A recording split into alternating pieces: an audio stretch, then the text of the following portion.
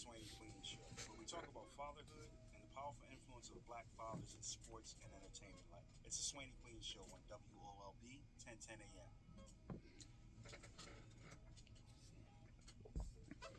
All right. Good morning. Good morning. Happy Sunday. Another beautiful day. It's the first Sunday in December of the 2023 year, December 3rd. We welcome you. Welcome to the Swanee Queen Show. Another great episode, man. And here we are in our last month of the year, man. Welcome. Thank you. Yeah, it's been a good one. Good. It's good stuff, man. So let's just jump right into it, man. So happy to be back here. Want to give a special shout out to all of our sponsors for the Swanee Queen Show. First and foremost, Maryland Premier Tag and Title, Queen's Quality Painting, of course. Also giving a shout out to Denmark Vintage Brand Clothing and GYSRF. Get you some Rich Friends clothing brand. Make sure you guys check them out. We so appreciate you. And again, we are here, Swanee Queen Show. And another week, man, where we're talking about, we just come out of Mental Health Month, Men's Mental Health Month, and it was a great series of episodes there. If you want to go check it out, make sure that you go out to YouTube at the Swanee Queen Show. And Sway, why don't you tell the listeners also where they can find us live streaming and everything? Yeah, you can definitely find us live streaming on 410.Swanee_. You can find us live at 10:30 a.m. on 1010 a.m. radio, 1010 WOLB, Baltimore.com. And again, as you said before, on YouTube at the Swanee Queen Show. Absolutely. We got all episodes out there for you, so don't worry about it. If you missed last week, you can absolutely tune in. So this week, man, such an exciting week. We had a lot of things going on, a lot of travel between myself and him. Just for the folks that are just tuning in, not really maybe haven't heard the previous episodes, Sway and I are going through a process of college shopping. Doing the circuit, making sure that we put the best foot forward, both for his academics as well as his athletics. We had quite an exciting visit. Went up to PA to go see a couple other schools this week, and throughout the course of the visits, we got some good responses from some other schools. Yeah. So I was blessed to receive a few applications, or 23 applications through the program that I'm in. Or rather accepted for the application that you put in, right? Yeah, and then I got accepted to for 5 of the 14 schools that I've applied for. So that's all. That as a whole was a blessing. Yep. This past weekend, going up to Lock Haven. Nice. That was good. That was a great visit. Love the coach. Love the vibe up there. It gave me a vibe of very tight-knit community. Yeah. Shout out to Coach Long. Yeah, shout out to Coach Long. Shout out to Coach Gage for getting me up there for real. Absolutely. And yeah, I want to take a pause for that just a moment, because you bring up just the connection, right? A lot of times we find out, well, where did we get these schools from? How did you find out about the schools? Where did they come from? I tell you all the time, it's one thing to know something, right? It's about what you know, but it's also about who you know. And a lot of times when you build your Rolodex up, and this is for any other and all my listeners out there, never burn bridges. Always keep a good Rolodex, meaning keep a good communication between you and folks that you know. You just never know where the connections may lead you. And Coach Gage, shout out to Coach Gage, one of the coaches for St. Paul's School for boys here in Baltimore, saw you play and kind of tell what happened from there. So, yeah, not only did he see me play, he was our rival. St. Paul's being our rival school. Yep. It was tough. I didn't expect him to come up to me and be like, hey, love you as a player, everything that you've done and watched you for the past 2, 3, 4 years. Sure. And I was really taken aback. I was like, thank you. He was very surprised that I wasn't getting as many looks as I should have. Okay. But he was like, hey, if you never ever need anything, let me know, because he fully respects me and the things that I do and what I do in the field. He called me more of a big dynamic type of leader, Okay. Awesome. And so that took a lot, because I feel as though I am.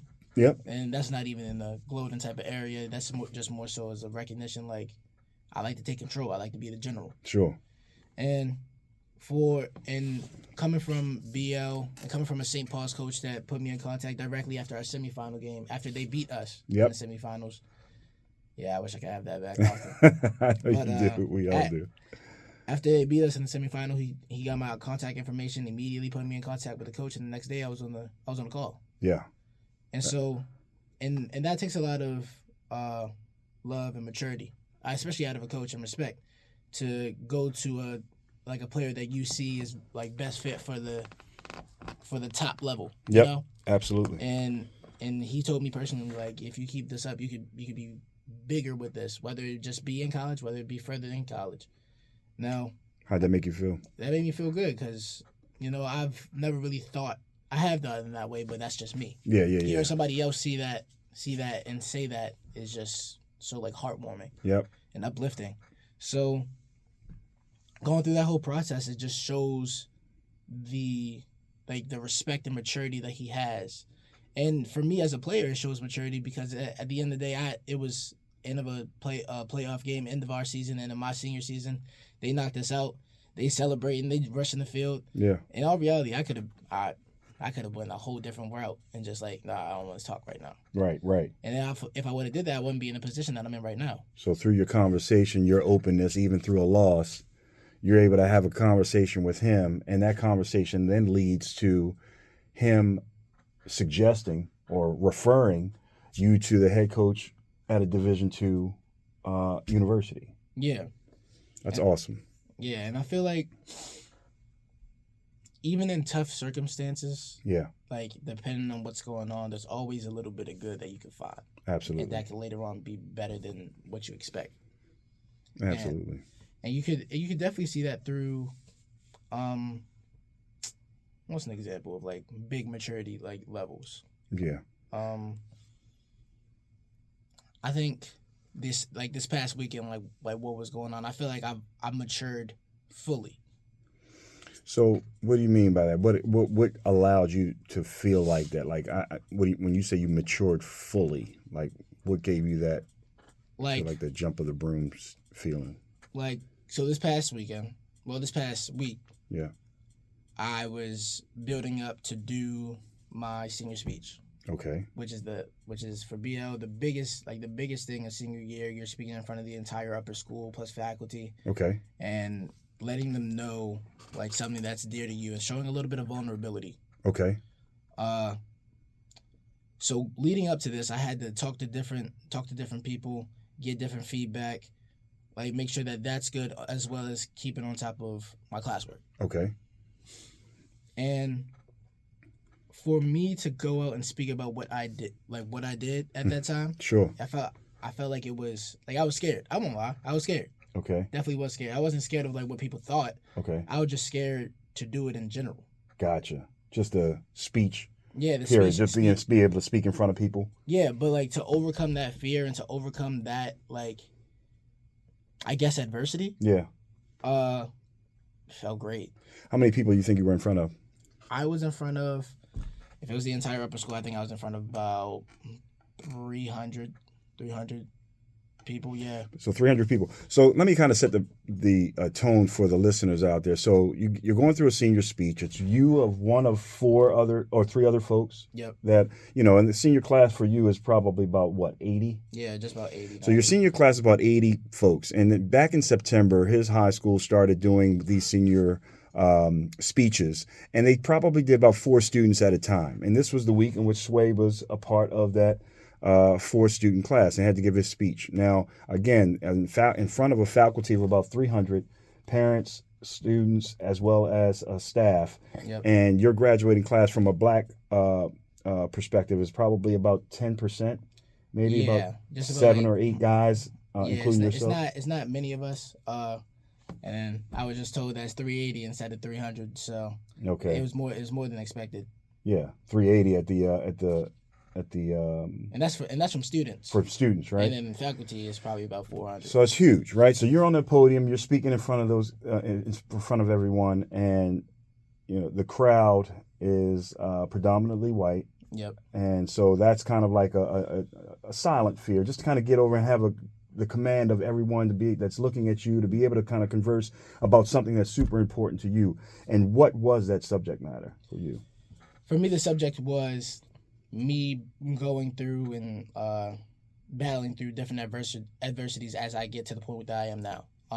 It's living through as a black man, having the backlash of not being so close knit and tight with the black community, not being so involved, and then and then also being more, I guess, like more adamant and more with like white people, Sure. and then them saying to me, "Hey, how come you don't act like this? How come you don't be like that?" So to not ruin it, right? I Yeah. wanted you to be able to, if you could, reenact the speech itself. It wasn't that long. I think we're probably all of about 3 or 4 minutes with that. But I felt like it was such a powerful moment, not only for Sway, but also because I was a, audience member, a fly on the wall, if you will.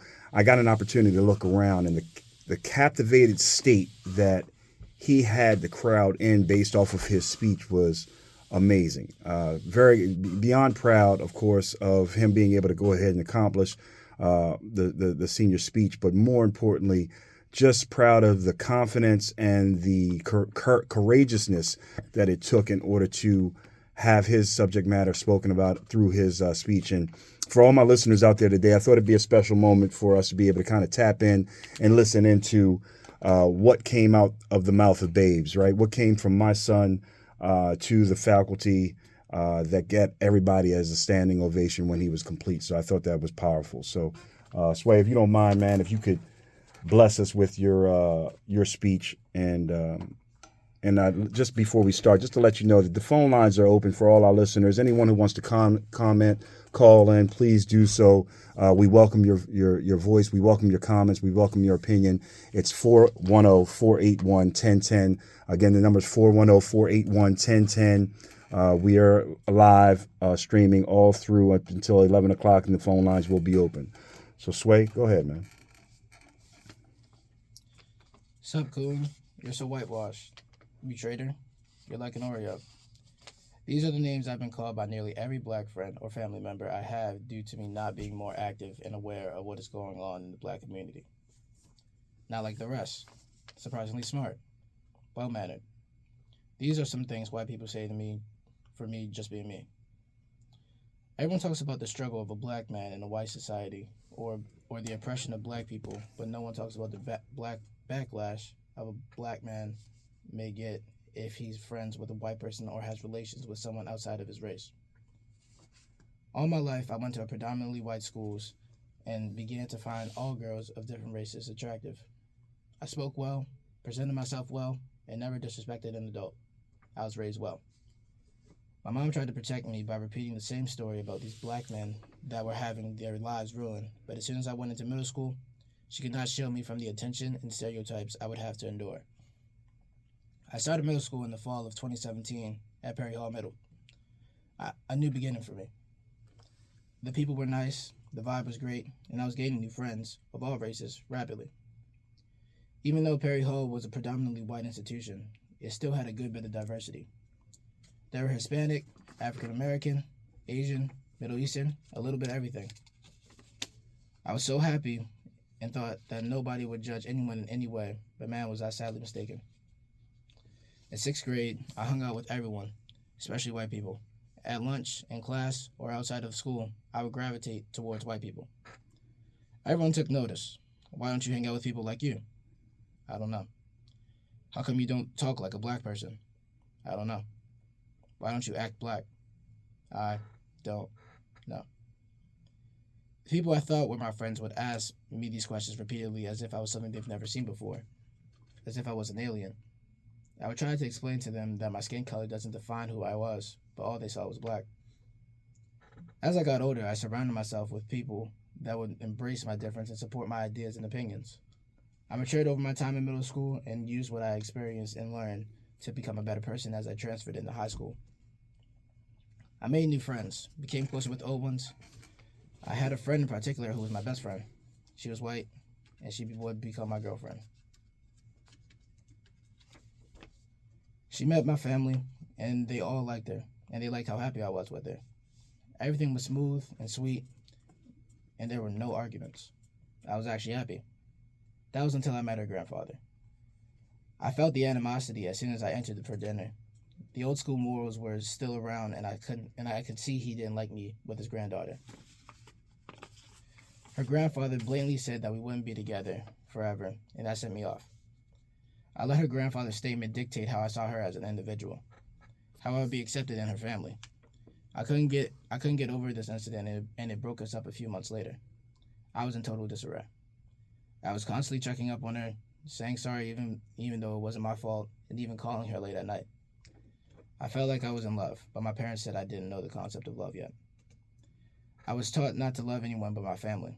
Taught that I truly wouldn't know love until I was 20. Taught that love kills, and it sure does. Now I understand what they mean.